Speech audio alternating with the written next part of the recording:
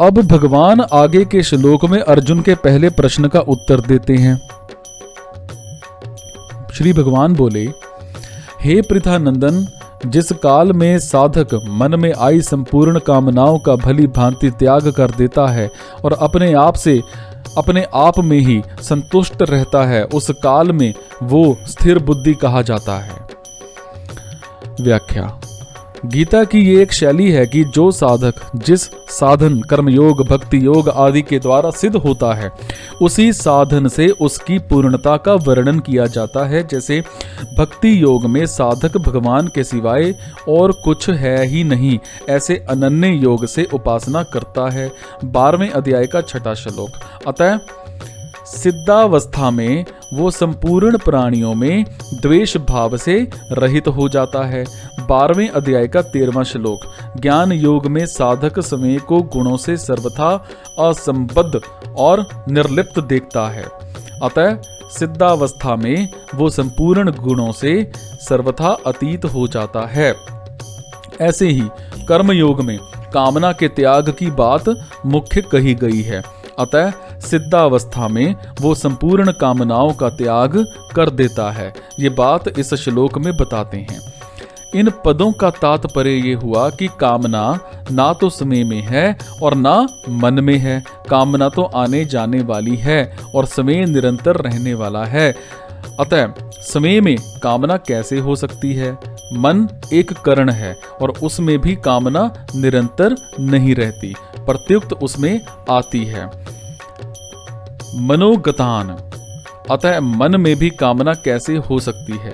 परंतु शरीर, इंद्रियां, मन, बुद्धि से तदात्मय होने के कारण मनुष्य मन में आने वाली कामनाओं को अपने में मान लेता है। जहाती क्रिया के साथ उपसर्ग देने का तात्पर्य है कि साधक कामनाओं का सर्वथा त्याग कर देता है। किसी भी कामना का कोई भी अंश किंचिन मात्र भी नहीं रहता। अपने स्वरूप का कभी त्याग नहीं होता और जिससे अपना कुछ भी संबंध नहीं है उसका भी त्याग नहीं होता। त्याग उसी का होता है जो अपना नहीं है पर उसको अपना मान लिया है। ऐसे ही कामना अपने में नहीं है पर उसको अपने में मान लिया है। इस मान्यता का त्याग करने को ही यहाँ प्रजहाति पद से कहा गया है। यहाँ कामान शब्द में बहुवचन होने से सर्वान पद उसी के अंतर्गत आ जाता है। फिर भी सर्वान पद देने का तात्पर्य है कि कोई भी कामना ना रहे और किसी भी कामना का कोई भी अंश बाकी ना रहे। जिस काल में संपूर्ण कामनाओं का त्याग कर देता है और अपने आप में ही संतुष्ट रहता है, अर्थात अपने आप में सहज स्वाभाविक संतोष होता है। संतोष दो तरह का होता है, एक संतोष गुण है और एक संतोष स्वरूप है। अंतःकरण में किसी प्रकार की कोई भी इच्छा ना हो, ये संतोष गुण है और समय में असंतोष का अत्यंताभाव है, ये संतोष स्वरूप है। ये स्वरूप भूत संतोष स्वतः सर्वदा रहता है, इसके लिए कोई अभ्यास या विचार नहीं करना पड़ता। स्वरूप भूत संतोष में प्रज्ञा मतलब बुद्धि स्वतः स्थिर रहती है। स्वतः जब बहुशाखाओं वाली अनंत कामनाओं को अपने में मानता था, उस समय भी वास्तव में कामनाएं अपने में नहीं थी और स्वयं स्थित प्रज्ञ ही थी, परंतु उस समय अपने में कामनाएं मानने के कारण बुद्धि स्थिर न होने से वो स्थित प्रज्ञ नहीं कहा जाता था, अर्थात उसको अपनी स्थित प्रज्ञता का अनुभव नहीं होता था। अब उसने अपने में से संपूर्ण कामनाओं का त्याग कर दिया, अर्थात उनकी मान्यता को हटा दिया, तब वो स्थित प्रज्ञ कहा जाता है, अर्थात उसको अपनी स्थित प्रज्ञता का अनुभव हो जाता है। साधक तो बुद्धि को स्थिर बनाता है, परंतु कामनाओं का सर्वथा त्याग होने पर बुद्धि को स्थिर बनाना नहीं पड़ता, वो स्वतः स्वाभाविक स्थिर हो जाती है। कर्म योग में साधक का कर्मों से ज्यादा संबंध रहता है, उसके लिए योग में आरूढ़ होने में भी कर्म कारण है। इसीलिए कर्म योगी का कर्मों के साथ संबंध साधक अवस्था में भी रहता है और सिद्धावस्था में भी रहता है। सिद्धावस्था में कर्मयोगी के द्वारा मर्यादा के अनुसार कर्म होते रहते हैं जो दूसरों के लिए आदर्श होते हैं। इसी बात को भगवान ने कहा है कि कर्मयोगी कर्म करते हुए निर्लिप्त रहता है और निर्लिप्त रहते हुए ही कर्म करता है।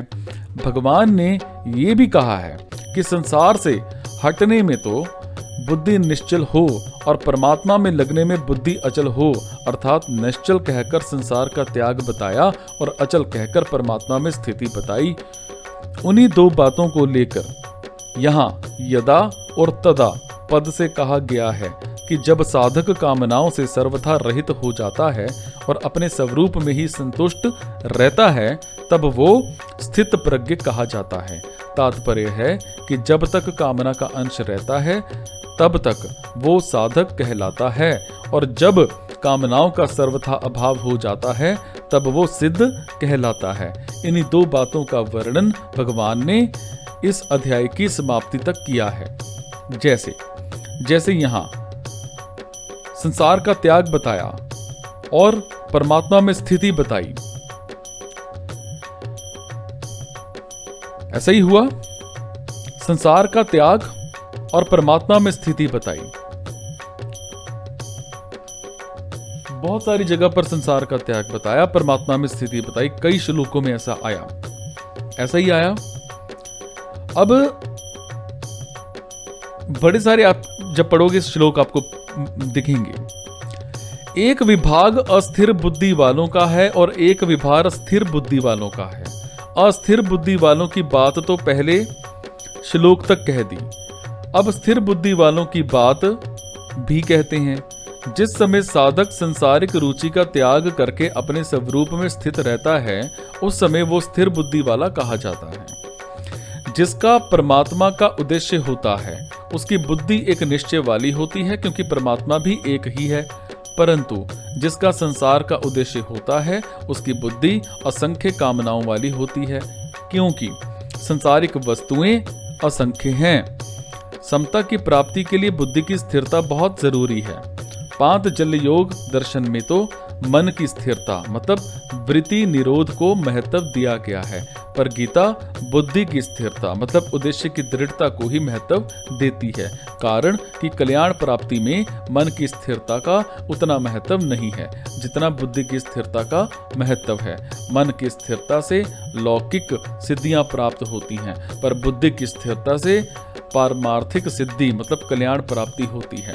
कर्म योग में बुद्धि की स्थिरता ही मुख्य है। अगर मन की स्थिरता होगी तो कर्मयोगी कर्तव्य कर्म कैसे करेगा? कारण कि मन स्थिर होने पर बाहरी क्रियाएं रुक जाती हैं। भगवान भी योग मतलब समता में स्थित होकर कर्म करने की आज्ञा देते हैं। किंचन मात्र भी कामना ना रहे, पूरा का पूरा त्याग हो जाए, कारण कि ये कामना ही परमात्म प्राप्ति में खास बाधक होती है।